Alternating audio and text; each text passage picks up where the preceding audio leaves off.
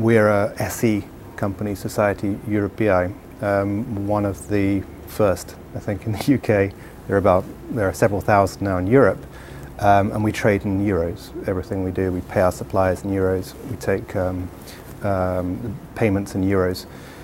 So in terms of foreign currency exchanges and things like that, we try and minimize the impact by keeping it in a single currency. However, the banks that we deal with routinely are helping us enormously in our hedging, if you like, on that side. But you're absolutely right. The education of the SMEs or the corporates in general could be improved.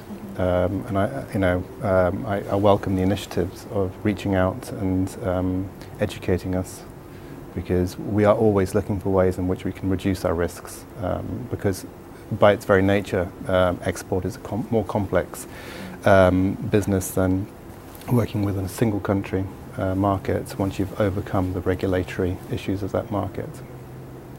When you say you pay your suppliers in euros, does that include UK suppliers? When it's large invoices, Okay. we pay, for example, salaries and things like that in British pounds, but the majority of our payments are in euros. Yeah. I mean, even though we're not in the, the common currency, we can still do that in the UK. Yeah. Well, it provides great stability, doesn't Absolutely. And we've saved an awful lot of money doing it that way. Be interested to hear, Artem, what took you to that position where you base yourself in euros? I mean, I think it's a very well thought through strategy.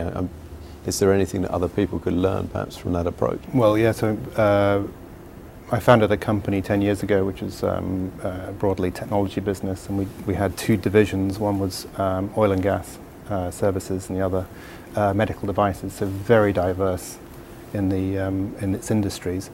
And majority of our clients in oil and gas were in far-flung parts of the world where oil is. So we lost a lot of money by trying to trade in pounds, and contracts were generally either going to be in dollars or euros. So we made a choice, and we stuck with one currency, which 90% of our customers were happy with.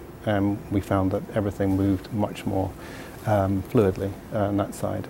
And on the medical devices side, it was okay to keep the pounds, because we were dealing with multinationals but with UK arms, and so their accounting was compatible with ours.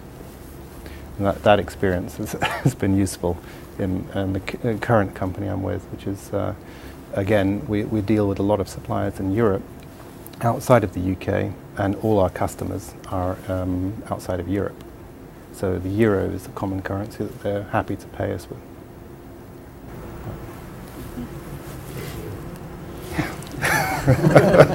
Let's see what happens next year.